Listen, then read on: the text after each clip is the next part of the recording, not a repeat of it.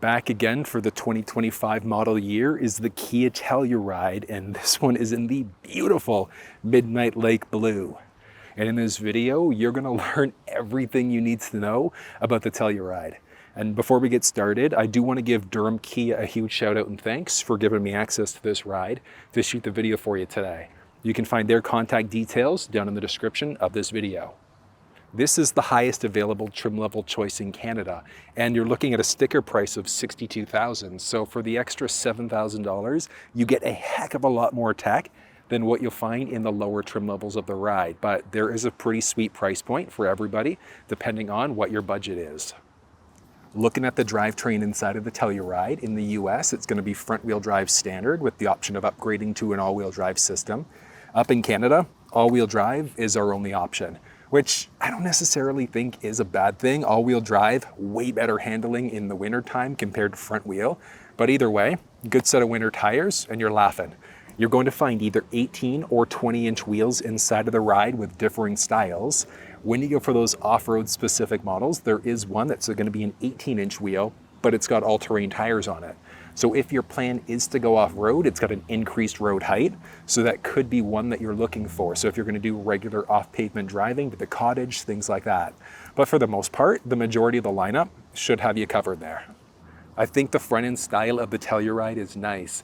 I love the way that Kia redesigned their badge. That galvanized metallic look is incredibly sharp. And there are a series of different grille styles that you're gonna find depending on which trim level of the vehicle that you're in. But regardless of the trim, you're gonna find LED headlamps inside of the ride. Then there's the option for fog lamps down low. And then some trim levels of the vehicle are also gonna have a forward park sensing system along with a front-facing camera. So there is a full 360 cam inside of the Telluride. And there's just something about it. I love the way that Kia does their 360 cam. The ability to grab the vehicle and then swipe around, I think it looks so cool. Underneath the hood of the Telluride, there's still only a single engine choice that's available, and that's this, the 3.8 liter naturally aspirated V6. Pushes out 291 horsepower and 262 pound-feet of torque. So it does have pretty good power and it's naturally aspirated, which means that you don't have to worry about a turbo, which is one less thing that could potentially break. And I'm gonna use the hand shifter here. Let's do it.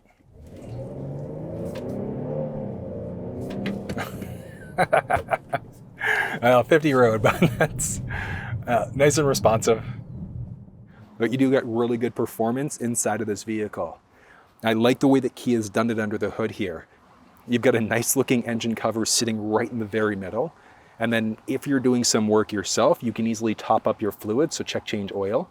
And you can also top up your wiper fluid as necessary.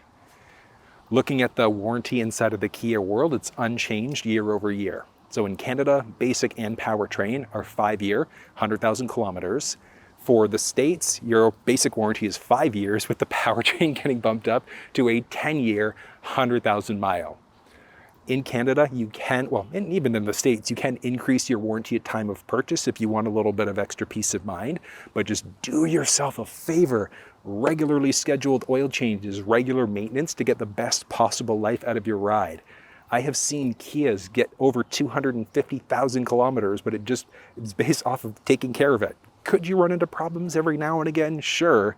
But if you look at the number of vehicles that Kia sold compared to the number of owner complaints, it's actually not bad. But again, it hinges on you taking care of this ride and it will take care of you.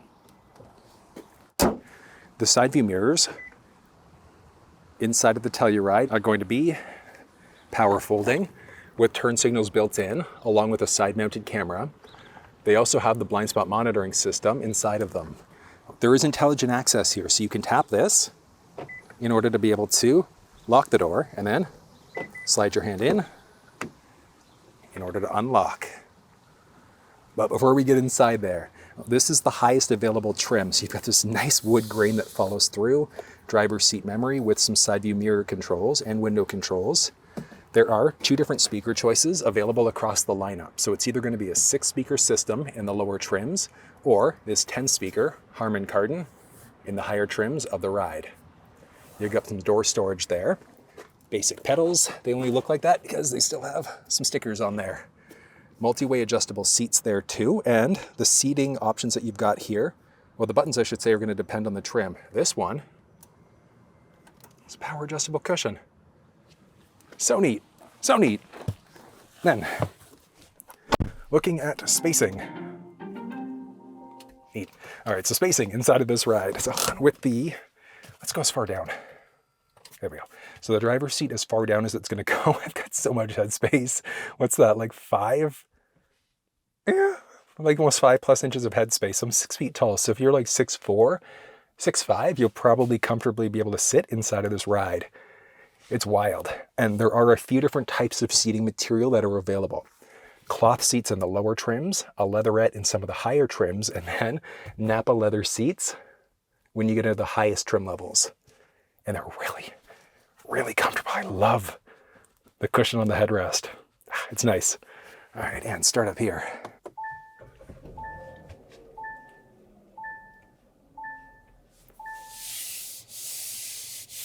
Looking at the steering wheel as well as the cluster screen inside of the Kia Telluride. One thing to point out is that there are 2 different varieties of the cluster screen that you're going to find inside the vehicle. They look relatively the same. It's just that this is the highest trim level available. So you've got some different customization options, including a blind spot view monitor. So the feature sets are going to be pretty much identical in between.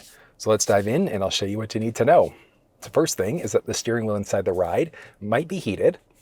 Just by your right knee, there's a button there that you can push in order to toggle it on or off. And it's heated all the way around. And just down by your left knee, you've got a release for the steering wheel. So it's manual adjust across the entire lineup. So in, out, up and down, find that perfect position, click it to lock it back into place. And then there are so many different buttons in Stalks, but one that I'll point out right from the get-go is that down by your left knee, you've got a series of switches. So you can increase or decrease the brightness of the cluster screen this way. There's downhill control, open or close the liftgate, and then you can toggle traction control on or off that way. So useful if you're driving wintertime specifically and you're not getting good traction inside of the vehicle. And then you've got a series of different buttons and Stalks. So starting with the ones along the left-hand side. So you've got the option of easily adjusting out the light mode that you're in. You're going to be in the auto mode the majority of the time. Inside of the infotainment system, you can go into your light modes that are available. So you go into your vehicle setup, then vehicle, down to lights. That gives you the option of adjusting a few things out. So you've got your high beam assist mode.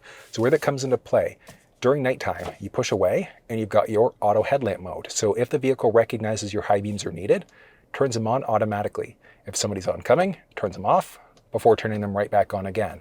So it is a fantastic setting there, but you're going to be in the auto mode the majority of the time. But in the daytime or even at night, if you wanted to permanently lock your high beams out all the time regardless, you push to the very top mode. So you're going to go into your headlamp on mode, push away to turn them on, pull towards you to turn them off. Just that in the auto mode, you can just flash your high beams out, but pretty simple there. And then there's also the option for toggling your fogs on or off. Then blind spot view monitor. So it utilizes the side-mounted cameras to show you what's going on inside of your blind spot. It's not a standard feature, but it is a neat one at the same time. Stalk along the right-hand side is going to be for your wipers. So if you go one level up, that's just a quick wipe, and then go into your intermittent level, one down, and then you can adjust using the rocker in the middle for how fast or slow that rain is hitting the windshield. You can go into one of your crazy modes from there. You're going to pull towards you to get the front wiper fluid going. And then along the right side, you can also adjust out your rear wiper too. So there are some different intermittent levels. And then if you push away, that's going to get the rear wiper fluid going. And there's also seat memory inside of the ride in some trims. So you're going to get your driver's seat set up the way that you'd like to. And then along the door, you're going to tap set in either 1 or 2 for it to remember your own personal profile. It's a great setting. Then all the different buttons. So we'll go with the ones along the left-hand side here to start. You've got a voice command prompt. So you'd be able to do things like change songs, radio stations, you can navigate using your voice and things like that. Now, on top of that, you can also do a push and hold in order to activate your Siri or Google Assistant. So if a phone was connected, you'd be able to set up your assistant that way. You've got a volume rocker this way, so up and down. You can push in the middle in order to mute. You can answer or hang up on a phone call. And then you've got this little switch in order to move between all of your presets. So if you had presets set up, you could move up or down between them. You can also use these buttons in order to do things. So you can use this button along the bottom in order to adjust things out. This one is going to be for your different sources. So you can see there, different sources that are available. So if you go into your setup and then button, you've got a few different buttons that are available. So there's one under the screen, but then you've got your two main ones on the steering wheel. So what does this custom button do? You can have it go either to the home screen, you can have it cancel your route, you can have it do nothing, and then there's your mode button. So this one is going to be whatever sources you tend to listen to. So let's say if you're just a fan of listening to FM, SiriusXM, Sounds of Nature, you select, deselect, whichever ones you'd like to. So then when you tap that mode button now, you can see it changes between all of the selected sources. So it's neat, you've got the availability to adjust these out very simply. Oh, this one other thing I didn't point out. So as you go between all of your different presets here, so you can see that adjusting, if you push and hold up or push and hold down, it acts as a seek button. You got to be pretty quick on the draw, but you can change stations out that way. And then along the right-hand side, you've got your smart cruise control system. So it's strictly adaptive, and that's the only option inside of this ride. So what you're going to do to toggle it on, you push the button here. It says that because I'm parked, but as you're driving, you push this, it's going to set it at whatever your current speed is. You then go up or down to increase or decrease 1 kilometer, 1 mile per hour at a time, push and hold up or push and hold down in order to go up or down in larger increments. You can hit the brake to cancel your speed. You can push the middle button there to cancel your speed, and then you push in the middle again to resume your previously set speed. There's also a gap adjustment, so a distance indicator. It's how close or far are you away from that vehicle that's in front of you with 4 unique levels. Then there's also this one that's going to turn on either the lane keep, lane follow assist systems. So with this one, if you just do a tap, that's going to be the lane follow assist. If you push and hold, that is going to toggle that lane keep assist system on. So the systems are different. Lane keep, if it recognizes the lane markings and you start to veer over into a lane without signaling, nudges you back into your lane. With the lane follow assist system, so that steering wheel, if it recognizes the lane markings, it's not self-driving, but it's going to keep you perfectly balanced in your lane. So if you take your hands off the steering wheel for a few seconds, keeps you nice and balanced. So the car is not self-driving. Just because you've got these systems doesn't mean you can't pay attention, like just not pay attention, but it's nice to know these are available. I use the adaptive cruise all the time. And if you go to your vehicle setup, vehicle, driving convenience, you've got a few options. So you've got smart cruise control, which is the only type of cruise. So you can select your distance using this button there if you want. So how close are you from that leading vehicle? You can adjust it here. You can also select how fast or slow the vehicle responds to different things. I'm personally okay with just the basics. Like fast is good there. You might want it to, speed up faster, be a little bit more reactive or less reactive, etc. Or you can put it back to the default settings there. There's lane change assist available on the highway and then an auto speed change too. So it's based off of navigation, so based off of the route that you're taking. And then you've got 2 more buttons here, and that's to navigate through some different pages inside of the cluster screen, and then you can move up or down. You've got your speedometer off to the left, tachometer off to the right-hand side. Along the very bottom, it's your fuel gauge done a few different ways. So you've got your kilometers or miles till empty, along with your fuel gauge this way.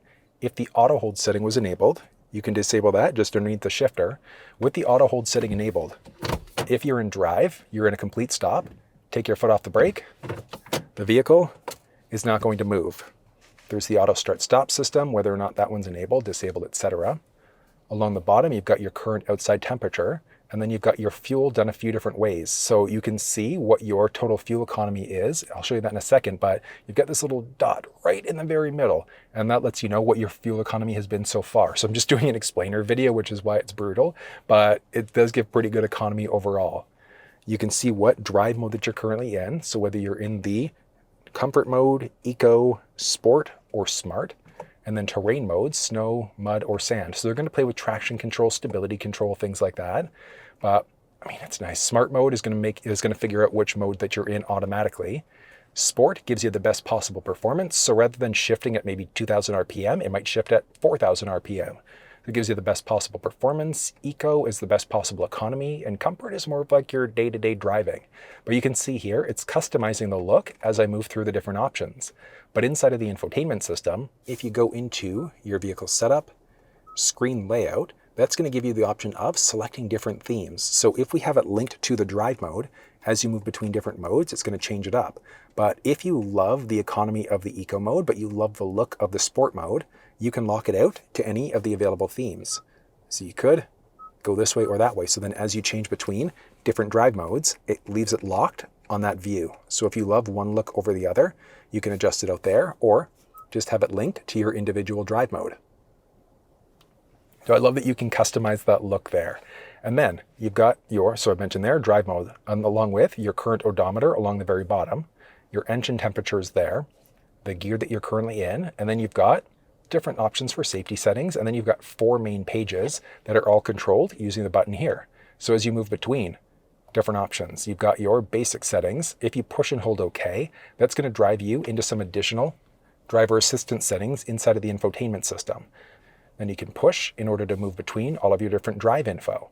You can look at your sensory fueling, total accumulated info, and then you've got your digital speed. Now some of these things you can see hold OK to reset. So you've got your sensory fueling. So if you wanted to reset your economy, you just take this button you're going up and down with. If you push and hold, that's going to send you back out. And you saw there, so as we go between different options, it's going to reset. So if we go accumulated info now, watch this counter is going to drop back down to 0. And then as you start to drive, your economy is going to be denoted just by that little dot in the middle as you go. But you've got options, and then you've got your direction there. So you've got whatever direction you're facing, basic compass view. If you had factory navigation, let's go and find an address here. Please proceed to the highlight. So you don't have full turn, or you don't have full mapping cluster in the vehicle. You've at least got your turn-by-turn directions. So kind of neat that's available. Distance until your end destination, and then you've also got your directions there. Now, if you had the head-up display inside of your Telluride, you'd be able to see your turn-by-turn directions there, vehicle speed, your driving assistance settings, and things like that, which you can adjust these things out, including adjusting out the height and things like that inside of the infotainment system. So you can go up or down in order to adjust out the height. If you want to make it easier to see, you can adjust the rotation, the brightness of the display, things like that, along with the content. So do you want your direction showing up in there, yay or nay? Do you want your driving info showing up, your blind spot safety information, radio if it was going, etc.? And then tapping one more time gets you to your tire pressure, or what wheel is getting which amount of power. So we're in the all-wheel drive version, so you can see which axle is getting which amount of power as you drive. Looking at the infotainment system inside of the Kia Telluride, it's the similar style screen you're going to find in a number of other Kia vehicles, and there are technically 2 different varieties of the screen. One has factory navigation and the other one doesn't. But if yours doesn't have navigation, not a big deal, because you can hook up over Android Auto or Apple CarPlay in order to use maps that way if you'd like to. But let's dive in and I'll show you everything you need to know. So first thing is that you've got your basic home screen here. You can move across in order to get to a series of different settings. Along the top left side, you're going to tap that in order to change different user profiles. The big benefit there is that if you've got multiple people driving the vehicle, you'd be able to set up different features and options for each one. And big thing, like let's say presets are set up. If you've got factory navigation, then it would be setting up all of your addresses and things like that. So you'd be able to set up different profiles. There are technically 3. So you've got your driver 1, driver 2, and then there's also going to be, let me go back here, your demo or guest user. Guest user has some limitations that driver 1 and driver 2 won't have, but I'll point those out as we go. You've got your options for driver 1 or whatever profile you're logged into. So you can change the name, adjust the profile picture, you can link your Kia Connect account, set up your digital keys and things like that. You can hit here to go back home, tap here in order to toggle the display off, tap again to bring it back to life again, and then just underneath the screen, you've got your rocker off to the left-hand side. If you take that, push and hold, that's going to turn the screen off too, or button push in order to bring it back to life again. You can also take this and edit the home icons. So you can either tap there to do it, or push and hold any icon to enter that screen, then just push and hold again in order to adjust out the icon layout however you'd like to on either screen, and then reset it back to whatever the default layout is. There's also the option for a user manual. So all you're going to do is scan the QR code on your phone. And when you do, that's going to pull up the fully digital owner's manual. So if this video doesn't help out, you're getting weird messages inside of the cluster screen, etc., you'll be able to see all of your different information there. And then we've got date and time along the top, which you can tap in order to edit directly. And then if you're connected along the top right side. So let's dive in and I'll show you everything you need to know. Firstly, you've got your map here. So you've got your previous destinations. If you've frequently visited addresses, you can deactivate the pop-up. Let's go ahead and do that. And then you've got navigation here. Oh, you see this little arrow along the outside. If you tap that arrow, you've got full screen maps. Tap again to get into a little split screen, and you can move between different options there. You can go home, change up your heading view. You can mute out notifications if you want to. So here you can adjust the voice volumes, sound effect volumes, things like that. Navigation priority, if you've got audio playing and then there's an upcoming turn, it's going to slightly lower the audio for you to hear that turn. You can zoom in and out this way. It's got full pinch to zoom capabilities too. You can go into an auto mode, so zooming in and out on the fly. And then if you start to drag around, you'll notice that you're essentially adding in an end destination. So you could then route out, you could add a stop, or you've got to save it. So add stop is if you've already got a route going, save location, nearby icons, or tap this little feller in order to get back to this screen. You can hit the menu icon here to save your location, turn the display off, or you can search for things. So GPS coordinates, latitude first, longitude second. You can go to different options there, point of interest icons. So we wanted to go to, nice and Canadian of me, at Tim Hortons. There we go, we've got a series of options available. It's going to want a little bit further away. I'll show you why in a second here. So we go, and then we tap route. And let's just hit no to that for now. There we go. So we've got our destination. If there were different ways that you could get there, you could select alternative routes, but recommended makes sense. So you could start guidance, or you can add in an additional stop. So if you know you have to go to 2 or 3 different places or more, just add in additional stops. You can avoid things on the route. So did you want to avoid ferries, toll roads, HOV, carpool lanes, things like that? You can adjust that out and then just start guidance when you're ready. You can then easily cancel the route out. You can tap here to see your arrival time or how much time you have remaining. If your phone was connected, you could call them, or you could cancel the route, and route guidance has been canceled. Simple. If you hit search now, you can see the other addresses that you've saved, or search for, I should say. You can tap again in order to get back to that location. Then back home from there. Oh. Then the route guidance will start. Cancel route. There we go. And back home. But that's using navigation. There's also your navigation menu. So you can see nearby point of interest icons, any previous destinations that you've gone to, where you could then delete different options too. So select whatever options and delete. Good from a basic safety perspective. Hopping back, you can delete additional addresses or back. You can see Kia dealerships. If you had a route going, you could cancel it. Look at the route overview, but these ones are interesting because you can set up a home address, work address, or favorites. And then if you were to tap the voice command prompt on the steering wheel, you'd be able to say navigate home, navigate to work, etc. And it's going to navigate to whatever addresses you have saved there.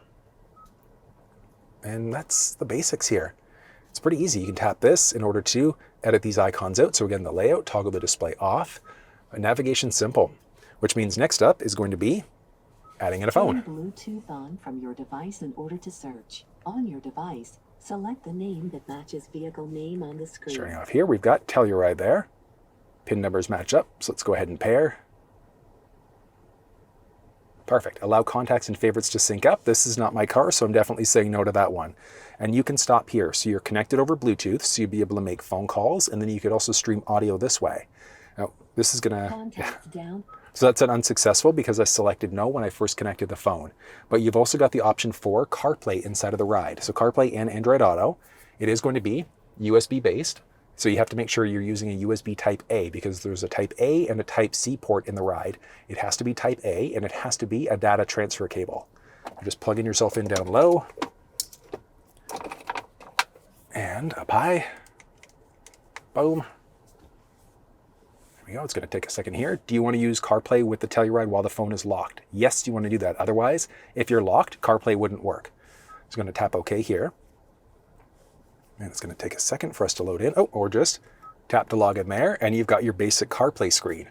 You've got your current time and connection level. And then here, you can see what map was open last, your last open audio application, miscellaneous, and then you've got your icon here in order to go between either home screen or your icon view, but you can also swipe across in order to get to these different views too.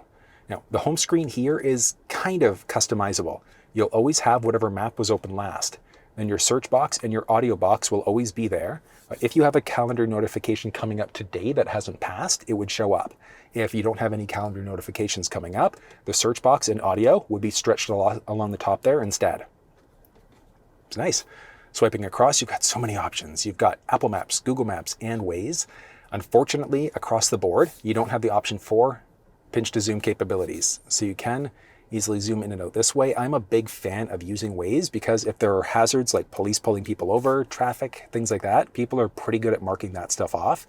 And you can mark things off yourself. So if you notice that there's a speed trap and things like that, you can give other drivers a heads up. Hoopla's there, Live One's a radio app. You've got podcasts that are available inside of this ride too. And then you can kind of customize the screen here a few different ways. So you can customize the color scheme by going to settings. You can put yourself in a driving focus, but if you go wallpaper, maybe you like a different color scheme. You can adjust it out from there. You can also adjust out the icon layout. But before we get there, if you take the voice command prompt on the steering wheel and press and hold, that is going to activate your Siri assistant. So a short button push is the assistant for the vehicle, but a long button push is going to be the assistant for your phone. And then to adjust these icons, if you'd like to, what you're going to do, on your phone, you're going to go into your settings, general, and then CarPlay. You're going to find your vehicle, so Telluride. You can forget it, customize it, and allow when locked. But let's say if you can't even get to this step because CarPlay is not working, check down in the description of this video. I've put together a walkthrough explaining CarPlay fixes and things that you can try if it's not working for you. But now we can adjust these icons out. So maybe you wanted to have your favorite map application along the top. You wanted your audiobooks or podcasts, you can drag and drop. Anything with a minus next to it, you can remove it from the screen. So it actually does remove it, but it saves it along the bottom, so you could add it back in. But let's say if you've played around with the layout too much, you don't like what you've done, on your phone there's a reset button, so you're just going to tap reset, reset, and that's going to bring you back to the factory default layout. Underneath the screen, if you were to tap setup or any other options, it's going to bring you back here. So if you're back home, you can log back into CarPlay if you'd like to. But if you go into your setup, device connections, you've got options here. So if we look at device connections, you've got your phone. Hopping back, you've got your projection settings. We can't do anything because I'm connected. So if I were to disconnect for a second, phone projection, I can use split screen, Android Auto, or Apple CarPlay. So if we say use split screen now, I'm going to plug back in. Watch this. CarPlay's launched in. We've got a little split screen here. So you could, I personally, not a big fan of having this little split screen because I love the full screen CarPlay, but I mean, you've got that available as an option too. What do you think? What's your preference? I said, yeah, I'm not a big fan.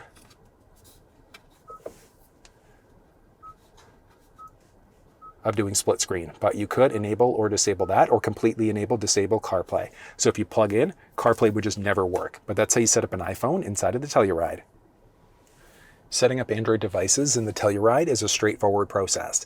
If you weren't on your device connection screen, if you're back home, you could tap phone if no phones were connected.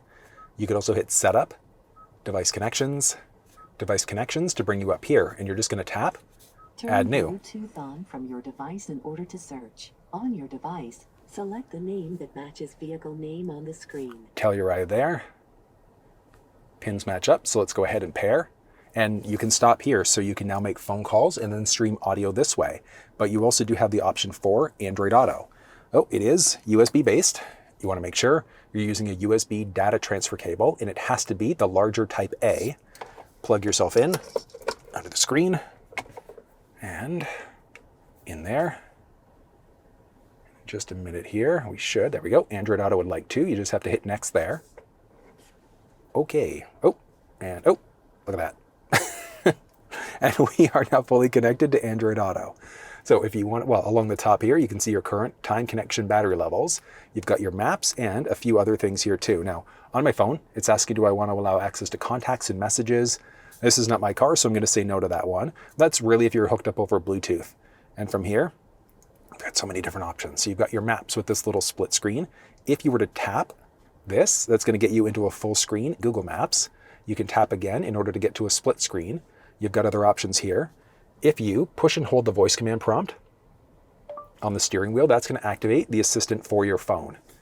From there, you can hit this in order to get to a little icon view. Now, let's say if you've got Waze installed on your Android device and it's not showing up, check down in the description for a little walkthrough on how to set it up. But you can also customize the layout of these icons. So on your phone, you're just going to search for Android Auto, go into Android Auto settings, and when you do, you've got a boatload of options. But we're looking for Customize Launcher. So when you go to Customize Launcher, you've got all of the icons there. So all you're going to do, just drag and drop in order to adjust these. Anything with a check mark next to it, you can add it or remove it from the screen. But this is not dynamic, so it's not going to update as you adjust. To update these icons, unplug, plug back in, and in a second here, when we launch back in, icons, the changes that we made have now come into effect. So it's pretty simple setting that up. And then to disconnect from Android Auto, just pull out, and your phone's disconnected, and it automatically hooks back up over Bluetooth. So if you go into your setup again, device connections, we've got both phones that have been connected. So you can be either hooked up to Android Auto or Apple CarPlay, not both, but you can do a mix and match. So maybe you wanted to have the one phone connected for phone calls, but the other one connected for media. You can do that. And then if you have multiple phones in the vehicle, who's it going to give connection priority to? So you can easily adjust it there. You can easily delete devices by tapping delete, mark, and delete. And yes, and a few seconds in, boom, there we go. And we've deleted all phones from the vehicle. But it's that easy setting up Android devices inside of this ride. And back, you've got your phone projection settings. So that would be if you're hooked up to Android Auto or Apple CarPlay. You can set up voice memos inside of the ride too. So it's not a lot of space that you've got available, but you've got that available with all of your available recordings. There are climate settings that are available here, but underneath the screen, you've got all of your physical buttons too. So heated steering wheel along the side, at least dual zone climate control, and it adjusted everything out on the fly. Turn it off, adjust your fan speed. You can control the rear climate this way too. So if you wanted to lock out those rear controls because people are fighting, you can do that. That's only if you have tri-zone climate control. Then you can adjust out windshield face feet, so it adjusts everything out throughout the screen in your air conditioning modes, things like that. There's valet mode inside of the ride. Passenger talk. So what that's going to do is it's going to pick up the speaker in the front, so the microphone in the front, and then it shoots it into the back. So people in the back can actively hear you as you speak. Quiet mode is going to lower all of the volume, so it only plays it through the front speaker. Useful if you've got little ones sleeping. There's a hot button push to get into your rear climate. HD radio data is available, so if the station's broadcast digitally, you'd be able to then get all of that information. Just gives you cleaner audio too. There are a series of setup options, which I'll touch on last.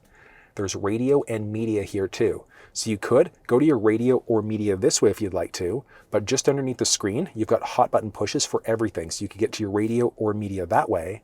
But when you do, radio, you've got AM, FM, and SiriusXM that are all available inside of this ride. Now, you could change the stations this way if you wanted to. There we go, we've tuned to another station. You could then add it in as a favorited station. And then, one of the benefits of having favorited stations set up, so let's actually add in another one. So add that station in, so we've got multiple stations. You could drag around in order to adjust your station layout. You could hit this in order to turn the display off. You can scan FM stations if you'd like to. Stop the scan, so if you wanted to play through. You can tune manually. So you've kind of got this old school dial there too. You can hit the voice command prompt. 102.1 FM. Now listening to FM 102.1. So you can also change stations using your voice. I mean, super easy to use. You could toggle HD radio on off from there. You can go into a little split screen if you'd like to, back to full screen. And then if we go to SiriusXM, that gives you the same basic look. So you can play pause. If live radio is available, that would be there too. You can look at your channel list specifically for SiriusXM, see all the different options that are available there. Back to FM for a second, you could then look to see all the stations that are available there. So as you go through, you can tune manually, delete your presets, reorder your presets. You can adjust out sound settings. And this is where this comes into play. So start at volume limiter. If you've got the audio cranked and you want to turn the vehicle off, turn it back on again, it's not going to be cranked. You can change out the position. Driver focused, rear focused, center focused, or do a fine balance and fade that way, or bring it back to center. You can adjust, oh, that's brutal. Dress out your treble, mid-range, and bass. What I found historically in the Telluride, something like this tends to work well. But what I'd recommend, play one of your favorite songs, and while that's playing, adjust it until it sounds perfect for you. You can adjust out your guidance options too, so all of your guidance volumes. What do you want all of these levels to be at for your ringtones, for prompts for navigation, beeps, alerts, the beep we get on the screen there. You can toggle that beep off if you'd like to.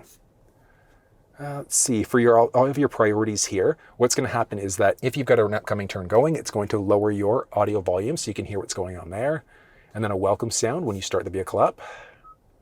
Radio noise, nothing exciting. Driving assistance settings for sound specifically. So there's the option for haptic warning. Where that comes into play is that if there's something going on from a safety perspective, so you're veering over into a lane without signaling, somebody's in your blind spot, there's some sort of safety issue going on, you'll get a steering wheel vibration. Almost like you're running over rumble pavement or there's something wrong with your alignment. There's not, it's just the vehicle's giving you some sort of a heads up. Let's see, you've got your other priorities too, so same idea, same with navigation. If you've got your radio cranked and something's going on, it's going to slightly lower your radio volume so you can hear what's going on there. And then connected devices, Android Auto, Apple CarPlay, you'd be able to adjust out different volumes for different things. From there, you've also got media. So you've got AM, FM, SiriusXM, USB stick with MP3s. Sounds of nature are available here too. So you want something nice and calming? That's available. You can play through, and then tapping radio or media gets you back to all of your available media options there. Got Kia Connect, notification, and then back to your digital owner's manual. And then a boatload of different vehicle settings you can search. So if you know that there's a setting that you're looking for specifically, you'd be able to search in here in order to be able to find the setting. You could toggle the display off or hop into all of your settings. And there are so many different options available. So let's go ahead and we'll start off on the driver assistance and driving convenience. So with driving convenience, you've got your smart cruise control. So you've only got the adaptive cruise control in this vehicle. So you set the speed at, let's say 80, car in front of you slows down, yours will brake. They change lanes, you change lanes, it's going to pick you back up to your previously set speed. Then you've got your lane change assist too. So if you're on a highway, cruise control going, you can hit the turn stalk to go left or right. It's going to check to see if there's anybody next to you and help you move into the other lane. Let's see, you've got speed limit warnings. I'm not a fan of getting warnings, but you can have it adjust your speed limit automatically. You can get a warning, or you can toggle it off completely. So you can see that your road sign, speed sign goes away. Then you can also do it based off of an offset. So are you okay with going over or under the speed limit? What kind of a warning do you want to get? So you can get a little steering wheel vibration, and then you've seen a few of these different safety settings. Driver attention warning. If you come down to a complete stop and the vehicle in front of you starts driving and you're not paying attention, you'll get a little message in the cluster screen telling you that that leading vehicle is driving away. Let's see, driving safety, parking priority, so forward safety. If you're going to get into a potential collision, it can brake for you. Cross traffic, if there's somebody coming perpendicular, it can let you know of a potential collision. Then there's also your blind spot safety. So if somebody enters the blind spot on either side of the vehicle, it's going to highlight there to let you know somebody's in that blind spot. Parking safety, you've got your camera settings, you've got your distance warnings, guidelines, and things like that. So when you go into reverse, you've got your guidelines here. So they're fixed versus dynamic guidelines, or it's all spin out view. So neat. I love that. Hold on. Such a neat feature. But yeah, do you want to get all of these different content showing up? Yay, nay. Your surround view monitor, so that's that 360 camera. Rear safety, cross traffic safety. So as you go to back up, if somebody's coming perpendicular, so from the right or the left side, it's going to let you know of a potential collision. You've got some driving safety features too. So again, we can see all of these settings. You can either dive into it from the list here, so visual, or through the list as we dive in to all of these options. So they're the exact same, set up slightly different. There is a head-up display available inside of the ride. You've got a series of different cluster options available here too. So you can adjust the brightness of the cluster screen easily that way. There's an available blue light filter, so it just makes it easier to see things later on at night. You can have it automatically come on or schedule when it comes on. Adjust your camera contents, which we've seen. You can reset your fuel economy in different levels. So when you start your vehicle, when you've fueled up, or manually, you can show contents there. So what do you want showing up? Do you want that blind spot monitor showing up inside of the cluster? Icy road warning for wintertime driving, just gives you a heads up. And then a welcome sound when you first start the vehicle up. Climate settings, so auto defog, defrost, ventilation, etc. I recommend just keeping all of those enabled. Warm ventilation features. It can also turn these on automatically, just based off of the outside climate. With your seat, you've got your position change alert. So if anybody's modified the position of the driver's seat, you can get a heads up. Do you want those heated ventilated seats coming on? Easy entry exit is available there too. So what that means is you go to turn the vehicle off, it's going to slide the seat backwards in order for you to get in and out a little bit easier. And then you can have the lumbar of the seat also stabilized, so it just becomes more comfortable as you drive.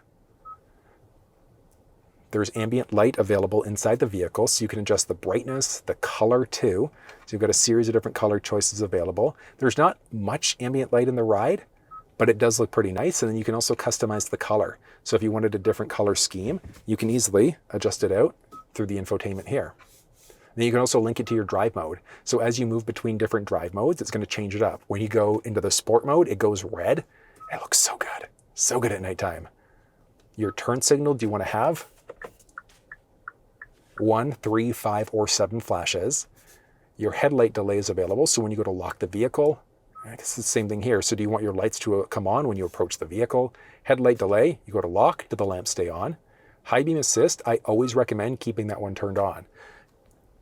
You can always have your interior lights on. Let's see, yeah, and all of those ones. And then you've got options for your door.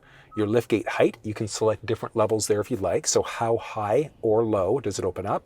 Or you can select your own unique height and you just push and hold the button on the left-hand side on the liftgate in order to set your own height. There's also going to be smart liftgate. So as you walk to the back end, the vehicle can automatically open up the liftgate for you. It can automatically close, and then you've also got some neat window tricks that you can do. So let's hop outside and I'll show you how these settings work. For remote start, you're going to hit lock and then push and hold that circle button within a few seconds. You can see there. Remote starts going. In order to cancel remote start, push and hold that button again for a few seconds and remote start's canceled. Getting into the trunk can be done a few different ways. So there's the smart liftgate feature where you walk up towards the back end in order for the liftgate to open. Now through the fob, if you push and hold the button in the back there, that's going to be a release in order to pop that liftgate up. Then you can also adjust how high this sits. So you can move it up or down. You're going to push and hold the button here. You've got that chime, and now it wouldn't open up past that point. There's also the option for a little walk away close. So as you walk away from the vehicle, if you've used that auto open, it's then going to auto close. But you could also just button push in order to close that way. And there's one other neat key fob trick that you can do, and that's rolling the windows down. So in order to do it, you take the unlock button. You're going to push twice and hold on the second press. So you're going to go 1, 2, and hold. And watch this. Release it to pause it part way. Double push again there. Down she goes, and just keep on hanging on. I love it. I wish that it was remote window up too, but at least we've got that window down just in case Granny's had some prune juice. And I think that was it. Door. Digital key is available here too, so you'd be able to use your phone as a key. There's a little key card available here too. And then there are some basic convenient settings. The rear occupant alert, if the second row doors have been opened up and then you turn the vehicle off, you'll get a little message in the cluster telling you to check the back seats. So do you want to disable the wireless charge pad? And then your wiper when in reverse. So if you have your windshield wipers going, put yourself into reverse, that rear wiper is going to turn on automatically. That's your basics there. Into some navigation settings. So with your nav settings, do you want to show your vehicle speed on the map? Do you want to show point of interest icons? You can show traffic colors, guidance options. Do you want to avoid different things on the route? So you'll notice that we saw these as we were looking at navigation. So again, a lot of these things are duplicated in different spots. You can get alerts. You can adjust to the map. So the map mode, do you want to be in 2D, 3D? Do you want it to automatically zoom in and out as you go?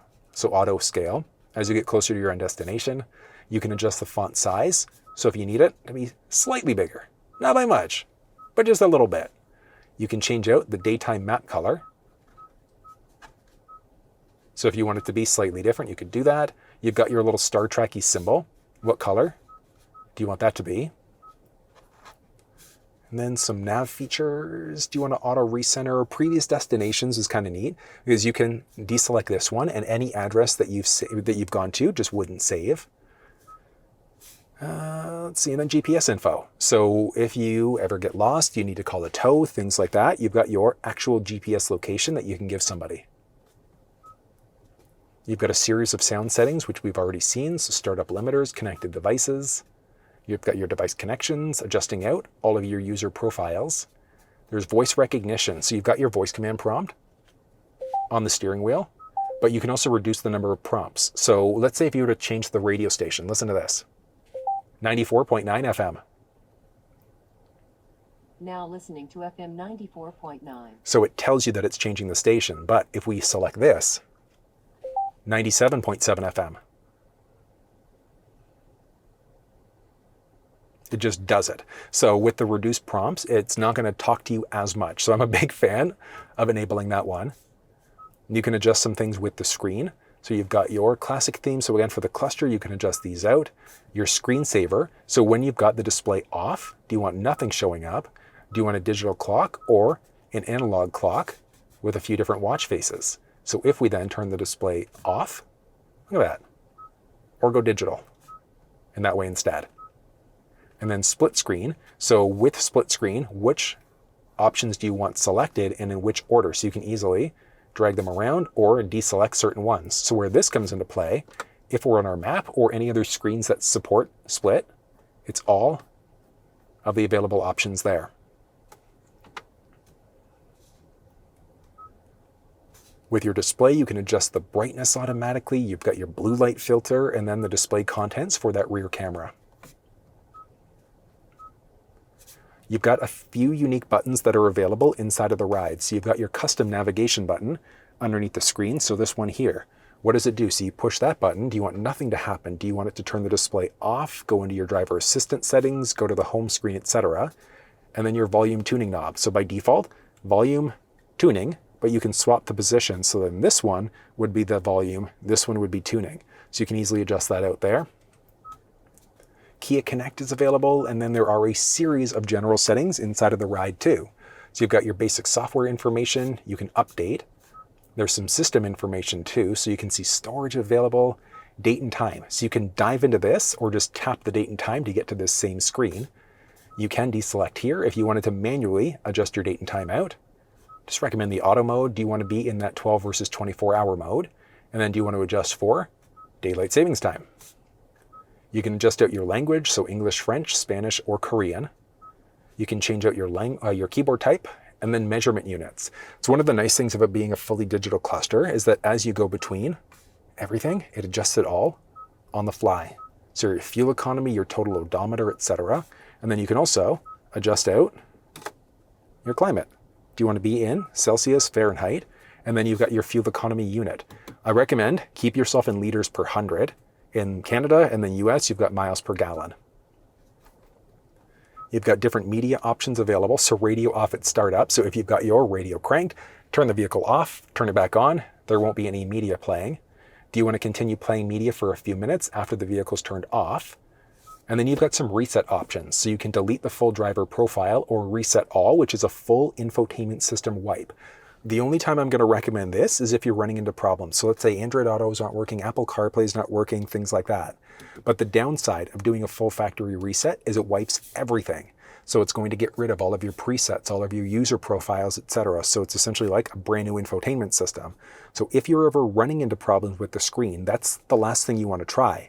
What you actually want to do, grab a paper clip. And then just underneath the screen here, next to the volume rocker, you've got this little hole. You're just going to take that and push. Look at that. And it's entered a soft reboot cycle. So it's also reset part of the cluster screen. And what it's doing is it's trying to get rid of any issues that you might be having. So it's the exact same way as if you were to do a reboot on your phone. So that should get rid of the majority of issues that you're facing. If that doesn't work, then you're going to want to go back into your setup and then general reset and then reset all. So soft reboot first using that little paper clip. You're going to do a reset all if that doesn't work. And then if those two things don't fix it, you're going to have to take it into your dealership. But you've got different options that are available there for trying to reset. You're going to have at least heated seats in most trims with the option of moving into ventilated seats too. There's a hand shifter here, which I love. It feels great in the hand. You've got your park reverse neutral drive, and then you can move over in order to get into a manual mode. So if you wanted to manually adjust gears out yourself, you'd have that flexibility. It works under the same principle as paddle shifters too. So if you've never used paddle shifters or a hand shifter before, check down in the description of this video for how that's done. But straightforward. Let's get this out of the way for a second because you've also got this. So you've got a 12-volt power point, USB there, so you'd hook that up in order to use USB sticks with MP3s on them or wired Android Auto, Apple CarPlay. The USB-C is strictly for charging. You're going to find a wireless charge pad down low. You've also got just some basic storage there, cup holders. There's your auto start stop, so the one that's potentially going to kill power to the engine if you come down to a complete stop. Auto hold, which with that one enabled, take your foot off the brake, vehicle's not going to move. You can toggle your parking brake on or off easily. So you pull up to turn it on, push the brake in, push down to turn it off. You can also control the beeping that you get as you get closer to obstacles. And then there's a hot button push in order to get to your available surround view monitor, full 360 camera. That's beautiful. The armrest here, non-lockable. Down low, you've got another USB power point, and that one's strictly for charging down low. There's actually a good amount of space there. Look at that. Like half wrist deep. That's impressive. Got that wood grain, so that follows through the driver's door there, all the way throughout the dash and through. If you're not crazy about the grain, you could always do an aftermarket 3M wrap, but I think it looks pretty good with this color choice. It's a fully lockable glove box.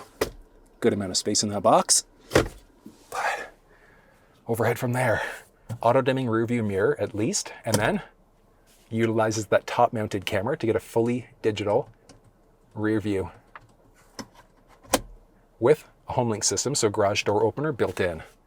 You're going to find sunglasses holder overhead, basic light controls there too, SOS and tow mode, and then you've got vanity mirror with lights built in over top, little ticket receipt holder, and then suede. Oh, look at that. It's not in all trim levels, but stroke the furry wall. That's pretty nice. And then there's also going to be a little dual panel sunroof. So it's not a full panoramic, but you can open these up separately if you want to. So this glass can open up. Not a lot, just a little bit. But I mean, that just opens things up so nicely. Nice. All right, let's hop back to that second row. All right. So, oh, actually, did I adjust that seat? I don't think I did. Oh, gotta do this. Hold on. I want to make sure that I've got the seat set up the way I would normally drive. Okay, there we go. That's good. Okay, so in the second row, you're going to find the option for sunshades in the back. And then, I just wanted that to stop beeping. You've got that same wood highlight along the door.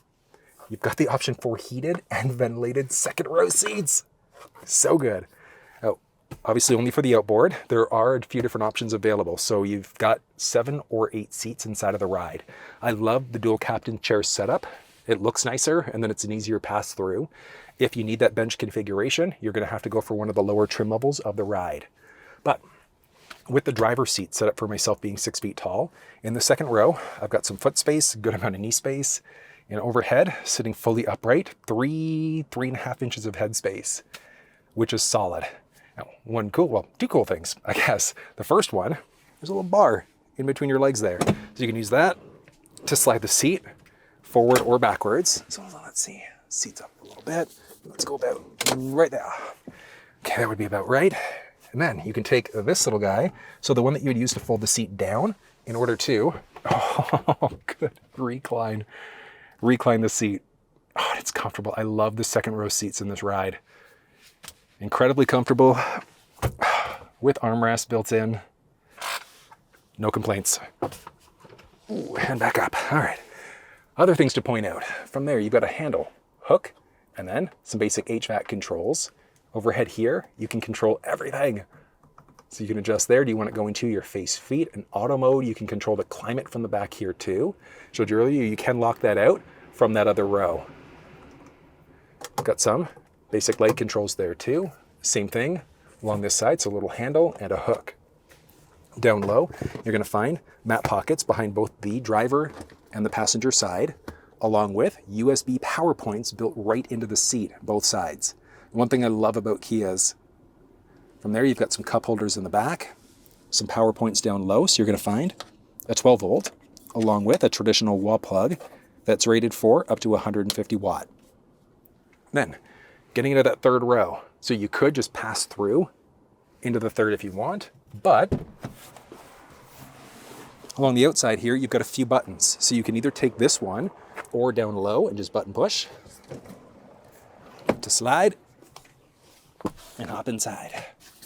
Okay, hold on. I want to get this seat as far back as it's going to go. And even with it as far back, it's tight, but I mean, I've got a bit of foot space, not much knee space, and up over, yeah, not so much.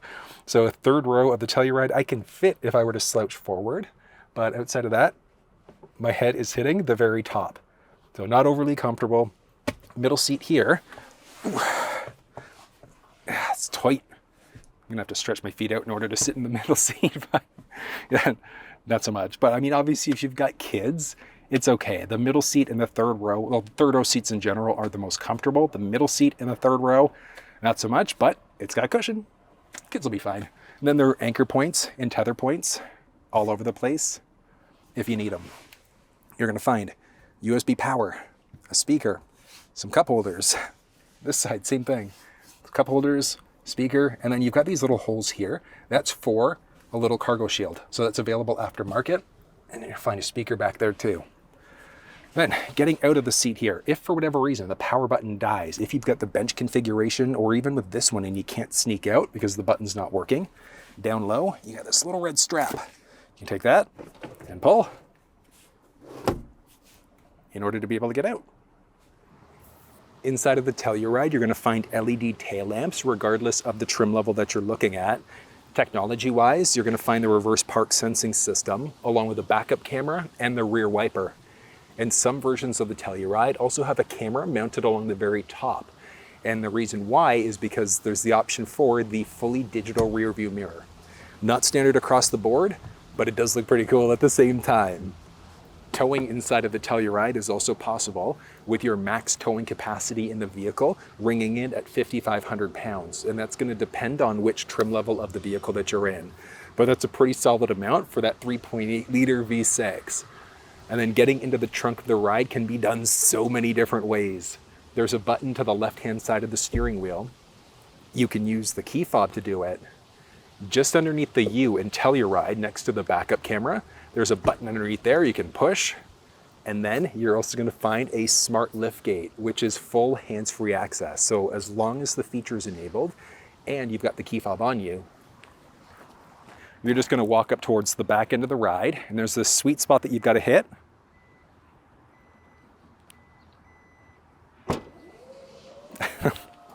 Love that feature. Some versions of the Telluride also have a walk-away close. So you'll hear a little chime in a second there. Little beeping. And what that is if I walk away, it's going to close. So you can turn the feature off there using the button along the right-hand side if your Telluride has it. Off to the left, there's a speaker, a 12-volt power point, and then there's also a power release for the second row seats. But before we get there, there's a little storage tray back here, and underneath, there's going to be a release for the spare tire that's located just underneath the vehicle. So if you're mechanically inclined, you want to try to change it out yourself, you could also do that. The jack stand is off to the left-hand side there. But one of the nice things about being a Kia owner is that you have access to roadside assistance. So if you ever lock yourself out of your vehicle, you need tire changing, fuel delivery, things like that, it is available. But if there is an issue with the tire, I said you could try to change it yourself, but it's just nice to know you've got that added peace of mind as a Kia owner. And then folding down the seats in the ride, third row is a manual. Second row is done a few different ways. So for the third row, you're just going to pull the tabs in the back and drop left and right. And then for the second row seats, you can fold it down from the trunk. You can also fold it down from the second row. So there are a few different buttons that you don't want to press, but there's a little lever along the side. You just want to pull that in order to fold them down from the second row. From the trunk, you've got the buttons here, so you could fold the left or the right down independently. So it's just a button push in order to lower that seat down. And there is an amazing amount of space inside of this vehicle. And the cargo measurements that you're looking at, the ones specifically behind the first row, they go from right where the trunk door would close to just in behind the little console armrest between the first row seats. So if that driver's seat, passenger seat were forwards or backwards, you gain or lose a little bit of extra space. But you can get a lot of junk inside of this trunk. Now, there is one thing about the second row seats is that when they are down, they're actually locked down into place. So in order to pop them up, what you have to do, that same lever that you'd pull in order to fold them down, you're just going to pull that and then lift. And up she goes. And then for the third row seats, you're just going to pull in the straps and then lift up that headrest. Same on the driver and on the passenger side. You can close the liftgate from the fob from the inside or button push to close from there. Filling up fuel inside of the Telluride is done just along the driver's side. And one nice thing, when the vehicle's locked, the fuel door is also locked. So just unlock in order to get inside, and it is a capped system. If you're worried about fuel theft, you could always look at an aftermarket cover that's got a key, but having this locked cover is useful. Looking at the fuel quality inside of the ride, doesn't matter front wheel, all-wheel drive, which side of the border you're on, minimum manufacturer's recommendation is just regular 87 octane. So regular fuel is all you need to use inside of this vehicle. You're going to get slightly better fuel economy front wheel drive compared to the all-wheel drive version, not by much, but if you absolutely want better fuel economy, go for the front wheel drive version, but you're not going to be disappointed either way. All right, now this vehicle doesn't have too much mileage on it, so I'm not going to push it too much, but it's got some power. It does have some power, I will give it that. And technology. I love the blind spot monitoring system. Actually utilizing those side mounted cameras to see what's going on in your blind spot. I think that's fantastic. There is one thing that I would like to see, and that's utilizing those side mounted cameras in order for the vehicle to record. Now, I don't think any manufacturer outside of Tesla does that yet, but we're cruising. The vehicle recognizes the lane markings here. So with the lane follow assist system enabled, it's not full hands-free driving, as eventually you will get a message inside of the cluster screen telling you to put your hands back on the steering wheel, but it gets incredibly close inside of this ride, and you're just cruising. That's good. I love it. So I gotta say, so we're not going quite highway speeds, but it is fairly quiet inside of this ride. Hold on, we're just gonna do a full 180 around here. Oh, beautiful. Hugs the road nicely. Oh yeah. All right, now back out. And that was everything you needed to know about the Kia Telluride. You can find all of the build details for this specific one with links off to Kia Canada, USA, and Durham Kia down in the description. But if you found this video useful, give it a thumbs up, share it with someone if you think they might find it helpful. And until I see you next time, take care. And that was a look at the Kia. And that was a look at the Kia Telluride SX Limited in Canada, or the SX Prestige.